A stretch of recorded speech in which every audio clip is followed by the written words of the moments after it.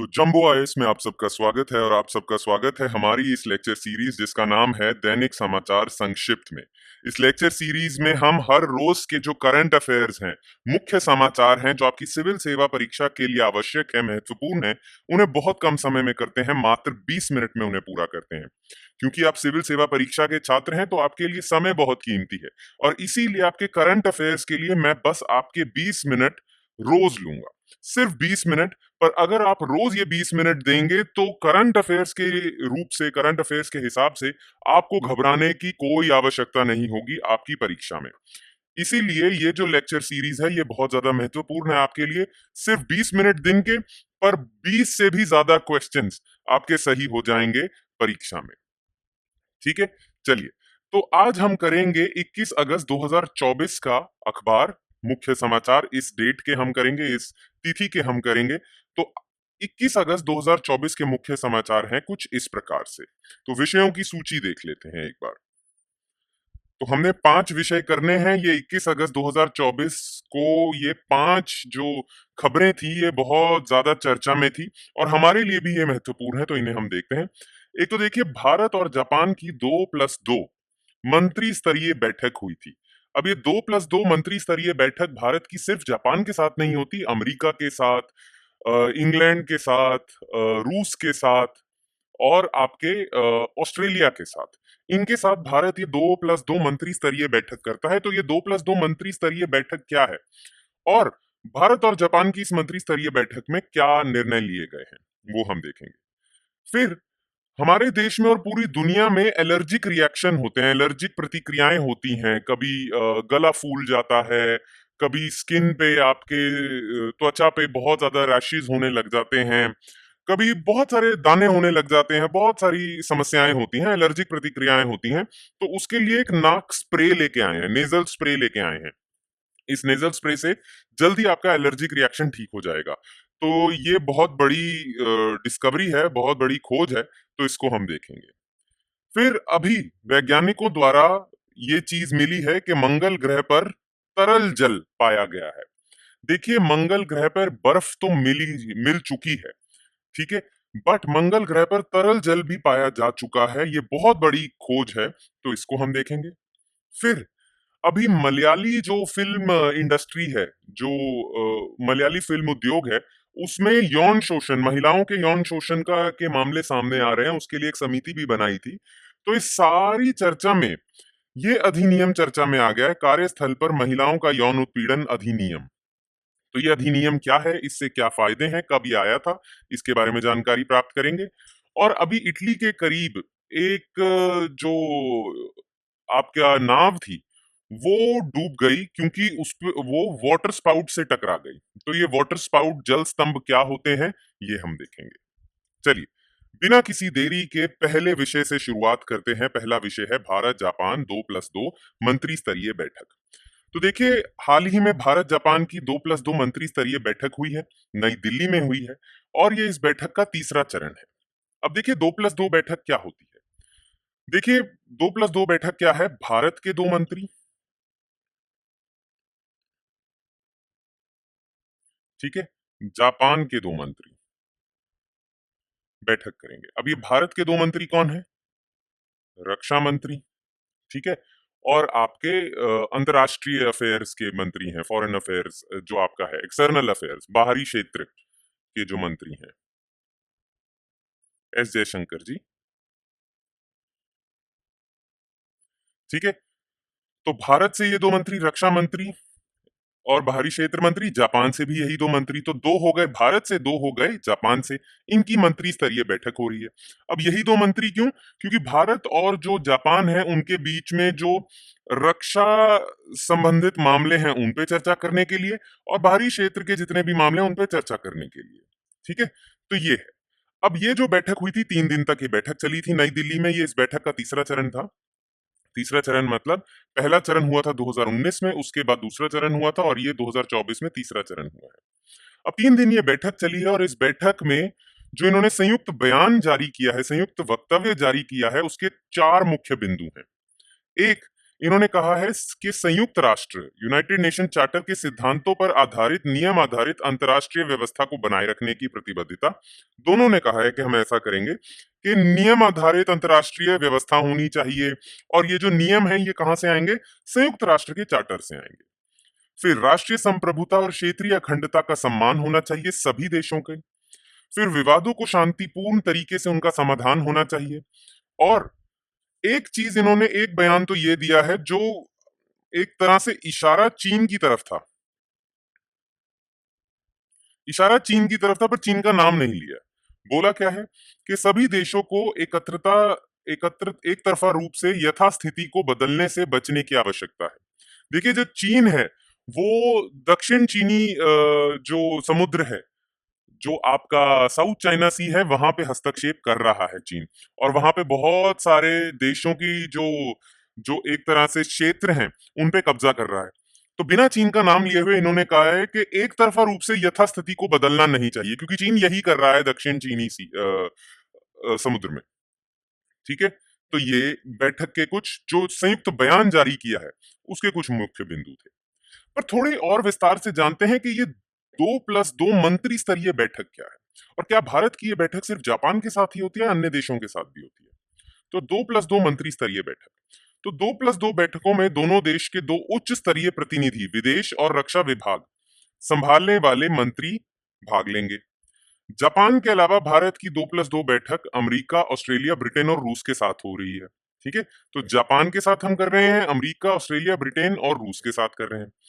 सबसे पहली हमने 2+2 मंत्री स्तरीय बैठक करी थी अमेरिका के साथ, और जापान के साथ हमारी पहली 2+2 बैठक हुई थी 30 नवंबर 2019 को।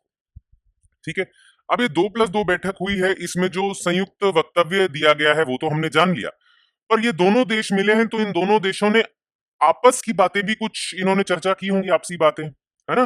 तो द्विपक्षीय सहयोग में विकास के लिए इन्होंने क्या कदम उठाए हैं? तो एक तो देखिए, जापान ने राष्ट्रीय सुरक्षा रणनीति जारी करी है 2022 में। उस राष्ट्रीय सुरक्षा रणनीति में उन्होंने लिखा है कि जो हमारे दोस्त देश हैं, जिन देशों के साथ हमारी दोस्ती है, उनके साथ हम रक्षा के क्षेत्र में अच्छा खासा सहयोग करेंगे। तो भारत उन दोस्त देशों में से एक आता है, तो वो इन्होंने इस पे चर्चा करी। फिर अब जानते हैं कि जो यूनाइटेड नेशन सिक्योरिटी काउंसिल है, संयुक्त राष्ट्र सुरक्षा परिषद है, उसमें भारत परमानेंट होना चाहता है, तो उस पर जापान भारत का सहयोग करेगा। फिर जापान ने कहा है कि हम आतंकवाद और हिंसक चरमपंथ की निंदा करते हैं, खंडन करते हैं, और वो लोग जिन्होंने 26/11 बंबई अटैक, पठानकोट और अन्य हमलों के जो दोषी हैं, इनको सजा मिलनी चाहिए। अभी तक भी बहुत सारे ये लोग जिन्होंने इन घटनाओं को अंजाम दिया था वो बाहर घूम रहे हैं, उन्हें सजा नहीं मिली है, वो न्याय के कटघरे में नहीं आए हैं। ठीक है, बाकी इन दोनों ने जो प्रौद्योगिकी का क्षेत्र है, विज्ञान के क्षेत्र है, खासकर जो डिफेंस टेक्नोलॉजी है, उसमें दोनों ने काफी ज्यादा सहयोग करा एक दूसरे का, और मानव रहित जमीनी वाहन बनाए हैं, यूजीवी रोबोटिक्स पे काम किया है। एक और चीज, सितंबर के महीने में भारत में जापान माह मनाया जाएगा और जापान में भारत माह मनाया जाएगा। प्लस भारत ने अपना एक दूतावास स्थापित किया है फुकुओका में। वैसे तो टोक्यो में एक दूतावास है, पर फुकुओका में भी करा है, तो जापान इससे खुश है कि आप हमारे देश में अपनी जो आप हमारे देश में ज्यादा आप रुचि ले रहे हैं, एक तरह से आप ये लगा लीजिए। ठीक है, तो ये भारत और जापान हो गए। चलिए दूसरे विषय पे आते हैं, एलर्जी प्रतिक्रियाओं के लिए नाक स्प्रे। अब देखिए, अमेरिका में United states food and drug administration ने हाल ही में एनाफिलेक्सिस के इलाज के लिए पहली बार नाक के स्प्रे को मंजूरी दी है। अब एनाफिलेक्सिस क्या होता है? एनाफिलेक्सिस होता है जब बहुत ही उच्च कोटि का, एक तरह से बहुत चरम सीमा पे आपका एलर्जिक रिएक्शन पहुंच जाता है, उसे एनाफिलेक्सिस कहते हैं। ठीक है, अब एलर्जिक रिएक्शन क्या होता है? देखिए, कुछ लोग हैं जो कुछ पदार्थों को एलर्जिक होते हैं। जैसे मान लीजिए दूध है, ठीक है, आप और मैं दूध पी सकते हैं, पर कुछ लोग ऐसे होते हैं कि जब वो दूध ग्रहण करते हैं, उनके शरीर में जब दूध जाता है, तो उनका जो शरीर है वो इसके खिलाफ रिएक्ट करता है। इसके खिलाफ रिएक्ट करता है, उनके हाथ पैर फूलने लग जाते हैं, गला फूलने लग जाता है, आंखों से पानी आने लग जाता है, छींकें आने लग जाती हैं, कुछ भी हो सकता है, शरीर पे दाने होने लग जाते हैं। ये सब एलर्जिक रिएक्शन के प्रकार हैं। अब आप और मैं दूध से एलर्जिक नहीं है, पर वो इंसान हो सकता है। ऐसे ही कुछ लोग मूंगफली से एलर्जिक होते हैं, कुछ लोग कुछ एंटीबायोटिक से एलर्जिक होते हैं, कुछ दवाइयों के एलर्जिक होते हैं। तो जिस चीज को आप एलर्जिक हो, यदि वो चीज आपके शरीर में चली जाए तो आपको एलर्जिक रिएक्शन होता है, और एलर्जिक रिएक्शन अगर बहुत ज्यादा हो जाए तो उसे एनोफिलेक्सिस कहते हैं। अब देखिए, जब भी बहुत ज्यादा खतरनाक एलर्जिक रिएक्शन हो जाए, क्योंकि कई एलर्जिक रिएक्शन इतने खतरनाक होते हैं कि आपकी जान भी जा सकती है, तो जब बहुत ज्यादा खतरनाक एलर्जिक रिएक्शन हो जाए तो आपको अस्पताल लेके जाया जाता है। जब आपको अस्पताल लेके जाया जाता है तो आपको एक इंजेक्शन लगाया जाता है, और वो इंजेक्शन लगाया जाता है एपिनेफ्रिन का। ठीक है, अब एपिनेफ्रिन का आपको इंजेक्शन लगाया जाता है। पर अभी अब जाके इंजेक्शन तो सबके पास नहीं होता है, अस्पताल में ही मिलेगा। तो अब इन्होंने क्या कर दिया है, अब इन्होंने ऐसा नाक का स्प्रे बना दिया है जिसके अंदर एपिनेफ्रिन होगा। अब आपको अस्पताल जाने की जरूरत नहीं है, जब भी आपको एलर्जिक रिएक्शन हो आप फटाफट से नाक का ये स्प्रे ले लें और आपका एलर्जिक रिएक्शन ठीक हो जाएगा। तो इससे बहुत लोगों की जानें बच सकेंगी, बहुत लोग जो अस्पताल तक नहीं पहुंच पा रहे हैं उनका बचाव होगा। ठीक है, अब देखिए यहाँ पे कुछ ऐसी शब्दावली का प्रयोग किया गया है जो आपके लिए मुश्किल हो सकती है, तो पहले उस शब्दावली को ही क्लियर कर लेते हैं। ठीक है, यहाँ पे बात हुई है एनोफिलेक्सिस की, तो महत्वपूर्ण शब्दावली देख लेते हैं एक बारी। एनोफिलेक्सिस क्या है, मैं आपको बता ही चुका हूं। ये गंभीर जीवन के लिए खतरा पैदा करने वाली एलर्जी प्रतिक्रिया है जो आपकी किसी ऐसी चीज से एलर्जी होने के कुछ सेकंड या मिनट बाद ही हो सकती है जिससे आपको एलर्जी है। कोई ऐसी चीज जिससे आपको एलर्जी है वो अगर आपने ग्रहण कर ली तो एनोफिलेक्सिस हो सकता है। ठीक है, एलर्जिक रिएक्शन है। अब देखिए एलर्जिक रिएक्शन में क्या होता है, आपको रैश हो सकते हैं, आंखों से पानी, नाक से पानी, छींकें, लाल आंखें, खारिश होना, है ना। और कई बार क्या हो जाता है, आपका गला फूलने लग जाता है। अगर एनोफिलेक्सिस हो जाए तो गला इतना फूल जाता है कि आपको सांस आना बंद हो जाता है। तो ये कुछ चीजें हैं, तो एनोफिलेक्सिस ये है। अच्छा, यहाँ पे बात हुई थी कि ये जो नेजल स्प्रे है, नाक का जो ये स्प्रे है, ये टाइप 1 एलर्जिक प्रतिक्रियाओं के लिए बहुत अच्छा है। तो देखिए टाइप 1 एलर्जिक प्रतिक्रियाएं क्या है। तो देखिए दो वैज्ञानिक हुए थे जिनका नाम था गिल, जेल और कॉम्स। इन्होंने एलर्जिक रिएक्शन की 4 प्रकारें या उसके वर्गीकरण किया था कि विभिन्न प्रकार के एलर्जिक रिएक्शन होते हैं, तो उनका 4 चीजों में वर्गीकरण किया था, और उनका नाम ऐसे ही रखा था, type 1, type 2, type 3, type 4 allergic reaction. ये वर्गीकरण जेल और कोम्स ने किया था, तो नाम याद रखिएगा। अब टाइप 1 एलर्जिक प्रतिक्रियाएं वो होती हैं जो बहुत जल्दी हो जाती हैं, कि मान लीजिए आपने कुछ ग्रहण करा और 1 मिनट में ही आपको ये सिम्टम आने शुरू हो गए, ये दिखना शुरू हो गया, आपका रिएक्शन होना शुरू हो गया। टाइप 4 ऐसा होता है कि 1-2 दिन बाद आपको सिम्टम आने शुरू होते हैं। ठीक है, तो ये है। बाकी बहुत ज्यादा डिटेल में जानने की जरूरत नहीं है कि टाइप 1 में क्या होता है, 2 में, क्योंकि बहुत गहरा अध्ययन किया था इन्होंने, ऐसे ही नहीं इन्होंने टाइप 1 2 3 4 बना दिया। और भी बहुत सारी चीजें हैं पर हमारे काम की नहीं है। हमें बस ये जानना है कि टाइप 1 जो कुछ ही मिनटों में आपको एलर्जिक रिएक्शन हो जाता है। ठीक है, बाकी एलर्जन किसे कहते हैं, वह पदार्थ जिनसे आपको एलर्जी है। तो वह पदार्थ जिनसे आपको एलर्जी है यदि आपके शरीर में चले जाएं तो उन्हें एलर्जन कहेंगे। ठीक है, अब जब भी आपको एलर्जिक रिएक्शन होता है तो आपको चढ़ाया जाता है एपिनेफ्रिन, एपिनेफ्रिन का इंजेक्शन, और अब तो आ गया है ये नेजल स्प्रे। पर ये एपिनेफ्रिन है क्या, तो ये एक हार्मोन है। ठीक है, ये एक हार्मोन दवा है जो वायु मार्ग में मांसपेशियों को आराम देती है। तो आपका जब वायु मार्ग में मांसपेशियां फूलने लग जाती हैं तो इन्हें रिलैक्स करता है, और रक्त कोशिकाओं को, रक्त वाहिकाओं को संकुचित करती है, जिससे ये एनोफिलेक्सिस के लिए एकमात्र जीवन रक्षक उपचार बन जाता है। तो बस आपने ये याद रखना है कि ये एक हार्मोन है, जब भी एलर्जिक रिएक्शन होगा तो ये दिया जाएगा। एक इंजेक्शन के रूप में इसे कीट के काटने या डंक, खाद्य पदार्थ, दवा, लेटेक्स या अन्य कारणों से होने वाले जानलेवा एलर्जिक प्रतिक्रियाओं के इलाज के लिए आपातकालीन चिकित्सा देखभाल के साथ प्रशासित किया जाता है। तो देखिए एलर्जिक रिएक्शन आपको किसी भी चीज से हो सकता है, मच्छर के काटने से हो सकता है, कुछ खाने से हो सकता है, दवा से हो सकता है, रबड़ से हो सकता है, बहुत सारे कारणों से हो सकता है। सब में एपिनेफ्रिन दिया जाएगा आपको। ठीक है, बाकी भारत में एलर्जी की क्या स्थिति है, तो भारत में एनोफिलेक्सिस की घटना कम रिपोर्ट होती है। खासकर भारत में क्या है, एनोफिलेक्सिस जो आपको दवाइयों से होता है ना। एनोफिलेक्सिस जो जहर, मच्छर के काटने से, किसी भी इंसेक्ट के काटने से, जो उसके जहर से जो आपको एनोफिलेक्सिस होता है, उस पे तो अच्छा खासा शोध है, वो रिपोर्ट भी होता है। पर खाद्य पदार्थों वाला रिपोर्ट नहीं होता। परंतु आजकल खाद्य पदार्थ और खाद्य पदार्थ वाले एनोफिलेक्सिस आम होते जा रहे हैं, क्योंकि हम लोगों की जीवन शैली भी चेंज होती जा रही है ना, ग्लोबलाइजेशन की वजह से, वैश्वीकरण की वजह से हम बहुत सारे ऐसे खाने खा रहे हैं जो हमारे पूर्वज नहीं खाते थे। तो क्या पता हम उससे एलर्जिक हों। तो ऐसे खाने कई लोग जापानी खाना खा रहे हैं, सुशी वगैरह खा रहे हैं, तो एलर्जिक रिएक्शन ज्यादा हो रहे हैं अब खाद्य पदार्थों से। भारत में अब ऐसी घटनाएं आ रही हैं कि खाद्य पदार्थों से भी एनोफिलेक्सिस हो रहा है। पहले बात ही नहीं होती थी इस पे, पहले दवाइयों से ही एनोफिलेक्सिस होता था। तो भारत में 3 सबसे आम एलर्जन है, ठीक है?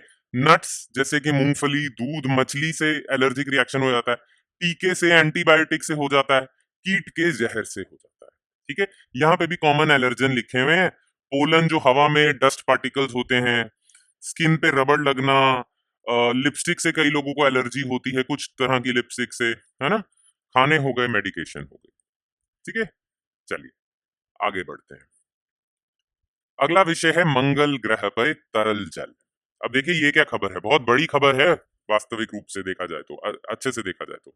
एक नए अध्ययन के अनुसार से मंगल की चट्टानी भारी परत में गहरे महासागरों लायक तरल पानी हो सकता है।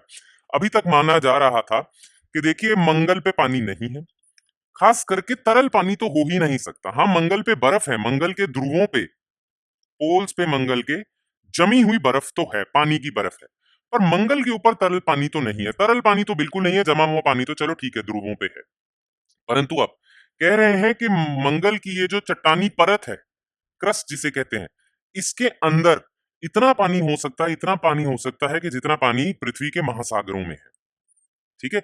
अब यह जो अध्ययन किया था, इस अध्ययन की रिपोर्ट का नाम है liquid water in the Martian mid crust, general proceedings of the national academy of science, एक मैगजीन है, उसमें प्रकाशित हुआ था, ठीक है? तो रिपोर्ट का नाम ये था और ये मैगजीन का नाम है। अच्छा, ये जो अध्ययन करने वाले वैज्ञानिक थे, इनके पास आंकड़े कहाँ से आए, है ना? किसी ने तो जाके ये जो मंगल ग्रह है इसको इस पे शोध किया होगा, कोई कोई यहाँ से डेटा तो लाया होगा ना। तो देखिए नासा ने ना एक लैंडर भेजा था मार्स पे, जिसका नाम था मार्स इनसाइट लैंडर, मंगल इनसाइट लैंडर। उसने बहुत सारा डेटा इकट्ठा करा है, उस डेटा को एनालाइज करने के बाद ये अध्ययन हुआ है, ठीक है? तो मार्स इनसाइट लैंडर क्या है? तो देखिए मार्स इनसाइट लैंडर कुछ ऐसा दिखता है। मार्स इनसाइट लैंडर नासा ने 2018 में भेजा था, 2018 में ये मार्स पे, मंगल पे लैंड कर गया था और 2022 में ये रिटायर भी हो गया था, ठीक है? अब इस लैंडर में एक सेसिमोमीटर था। अब सेसिमोमीटर क्या होता है? सेसिमोमीटर ना एक तरह से मेजर करता है भूकंपीय तरंगों को, ठीक है? जो मंगल ग्रह का जो भूमि है, उसके अंदर से जो भूकंपीय तरंगे आ रही हैं, उन्हें डिटेक्ट करता है ये। और उन भूकंपीय तरंगों का अध्ययन करने के बाद आप पता लगा सकते हो, पृथ्वी में भी हमने पता लगाया है कि ये जो मार्स की भूमि है, इसके नीचे जो भी लेयर्स हैं, परतें हैं, वो किस-किस चीज की बनी है। तो इन भूकंपीय तरंगों का अध्ययन करते-करते इन्हें पता चला कि ये जो मंगल ग्रह का बाहर का जो बिल्कुल चट्टानों जैसे भरा हुआ ये जो लेयर है, ये जो परत है, इसके नीचे पानी है, तरल पानी है, और ये बहुत बड़ी खबर है। अब आपको बस याद रखना है इसमें से जो आपसे प्रारंभिक परीक्षा में प्रश्न पूछ सकते हैं, वो पूछ सकते हैं मार्स इनसाइट लैंडर के बारे में, कि मार्स इनसाइट लैंडर क्या है, ठीक है? तो ये आपने देख लिया। अब हम आ जाते हैं चौथे विषय पे, जिसका नाम है कार्यस्थल पर महिलाओं का यौन उत्पीड़न अधिनियम 2013। अब ये समाचारों में क्यों था? क्योंकि देखो, मलयालम फिल्म उद्योग के कुरूप वास्तविकता न्यायमूर्ति हेमा समिति की रिपोर्ट में सामने आई। अब देखिए न्यायमूर्ति हेमा समिति की रिपोर्ट आई है अभी, उसे सार्वजनिक किया गया है, तो उसका संशोधित जो हिस्सा है वो ही सार्वजनिक किया है। परंतु न्यायमूर्ति हेमा समिति की रिपोर्ट ने ये बिल्कुल क्लियर कर दिया है कि मलयालम फिल्म उद्योग में महिलाओं का यौन शोषण होता है, ठीक है? अच्छा, ये जो हेमा समिति है ये बनी कब थी? तो ये 2017 में बन गई थी। 2017 में एक एक्टर थी, उनको किडनैप कर लिया गया था, अपहरण हो गया था उनका, और फिर उनके साथ यौन उत्पीड़न के मामले सामने आए थे, तो बहुत ज्यादा विरोध हुआ था, आक्रोश प्रदर्शन हुआ था इस चीज का, तभी ये समिति बनाई गई थी। इस समिति ने अपनी रिपोर्ट तभी दे दी थी, पर इस समिति की रिपोर्ट अब जाके सार्वजनिक हुई है, वो भी पूरी की पूरी सार्वजनिक नहीं हुई है। इससे कार्यस्थल पर जहां महिलाएं काम करती हैं, वहां उनके साथ यौन शोषण होता है, यौन उत्पीड़न होता है, उसके मामले बहुत ज्यादा चर्चा में हो गए हैं, ठीक है? फिल्म उद्योग भी एक कार्यस्थल है, ऐसे ही अन्य बहुत सारे कार्यस्थल हैं जहां पे किसी न किसी प्रकार से यौन शोषण महिलाओं का हो रहा है। अब भारत में एक अधिनियम, एक कानून है जो कार्यस्थल पर महिलाओं के यौन शोषण को रोकता है और वो अधिनियम है ये। ठीक है, अंग्रेजी में इसे पॉश अधिनियम भी कह देते हैं क्योंकि फुल फॉर्म है ना, prevention of sexual harassment of women at work place. तो पॉश अधिनियम भी कह देते हैं इसे। अधिनियम में 2013 में पारित हुआ था, ये बहुत ज्यादा चर्चा में, तो इस अधिनियम की हम बात कर लेते हैं। तो इस अधिनियम के बारे में, यह अधिनियम कार्यस्थल पर महिलाओं द्वारा सामना किए जाने वाले यौन उत्पीड़न के मुद्दे को संबोधित करने के लिए 2013 में भारत सरकार द्वारा अधिनियमित एक कानून है। अच्छा, इसमें यौन उत्पीड़न की बहुत अच्छे से पूरी परिभाषा दी हुई है। इसमें यह नहीं है कि सिर्फ शारीरिक यौन उत्पीड़न होता है, मानसिक यौन उत्पीड़न भी किया जाता है। कुछ ऐसे कमेंट्स पास कर दिए जाते हैं जिससे प्रॉब्लम होती है महिलाओं को, है ना, उनको तंग किया जाता है, उनके बारे में अफवाहें फैलाई जाती हैं, ये सब यौन उत्पीड़न में आता है और इन सब चीजों का उल्लेख है इस अधिनियम में। तो यौन उत्पीड़न की बहुत ही विस्तार पूर्वक परिभाषा दी हुई है। ठीक है, अब देखिए 2013 में ये कानून आया है, पर 2013 से पहले हमारे देश में कार्यस्थल पर महिलाओं के साथ यौन उत्पीड़न के मामलों में क्या हो रहा था। तो देखिए 1997 में सर्वोच्च न्यायालय ने विशाखा दिशा निर्देश दिए थे। इसमें बहुत सारी चीजें उन्होंने बोली थी। इन दिशा निर्देशों में ही ये बताया हुआ था कि यौन उत्पीड़नों के मामलों को, कार्यस्थल पे महिलाओं के साथ यौन उत्पीड़न के मामलों को से कैसे निपटना है। ठीक है, देखा जाए तो ये जो अधिनियम भी है ना 2013 वाला, ये काफी हद तक इन्हीं दिशा निर्देशों के आधार पे है। ठीक है, तो सर्वोच्च न्यायालय ने इस पे बहुत पहले पहल कर दी थी। 2013 में संसद ने इस पे कानून बना दिया, अधिनियम बना दिया। ठीक है, अब सिर्फ यही नहीं है, महिलाओं के लिए, महिलाओं की सुरक्षा के लिए और बहुत सारे कदम उठाए हैं सरकार ने। एक तो वन स्टॉप सेंटर योजना है जहां पे महिलाएं अपनी शिकायत दर्ज करा सकती हैं। फिर उज्ज्वला योजना है, तस्करी और वाणिज्यिक यौन शोषण के पीड़ितों की तस्करी और बचाव, पुनर्वास और पुनर्एकीकरण की रोकथाम के लिए एक योजना है। स्वाधार गृह है। ठीक है, नारी शक्ति पुरस्कार है। अच्छा, ये जो अधिनियम है 2013 वाला, इसके और क्या, इसकी क्या क्या विशेषताएं हैं। तो देखो, इन्होंने एक तो बोला है, बिल्कुल कंपलसरी करा हुआ है कि जितने भी कार्यस्थल हैं वहां पे एक शिकायत समिति होनी चाहिए, आंतरिक शिकायत समिति, जिसमें 10 से अधिक कर्मचारी हो सकते हैं। वह सभी शिकायतों को दर्ज करेगा, उनको उनका उनको चेक करेगा। ठीक है, और इसके लिए जो भी सबूत इकट्ठा करने हैं, उसके लिए इसके पास दीवानी अदालत जैसी शक्तियां हैं, तो ये सबूत मंगवा सकता है, कार्रवाई कर सकती है ये समिति। ठीक है, अच्छा, लोगों को जागरूक करने के लिए कार्यक्रम होने चाहिए उस कार्यस्थल पे। कार्यस्थल पे पीओएसएच अधिनियम के बारे में जानकारी प्रदर्शित होने चाहिए दीवारों वगैरह पे। ठीक है, पीओएसएच मैंने आपको बताया ना, पॉश, तो ये यही अधिनियम। खैर, ये चीज है। चलिए आखिरी विषय पे आ जाते हैं। आज का हमारा आखिरी विषय, वो वाटर स्पाउट्स या जल स्तंभ क्या है। तो ये खबरों में क्यों था। इटली के सिसिली के तट पर एक लग्जरी नौका के हिंसक तूफान की चपेट में आने से कम एक व्यक्ति की मौत हो गई और 6 लोग लापता हैं। विशेषज्ञों का सुझाव है कि तूफान एक वाटर स्पाउट हो सकता है। वाटर स्पाउट कुछ ऐसा दिखता है। आपने ऐसे चित्र तो देखे होंगे जिन्हें हम टॉर्नेडो कहते हैं, है ना, हवा का एक बवंडर सा उठता है।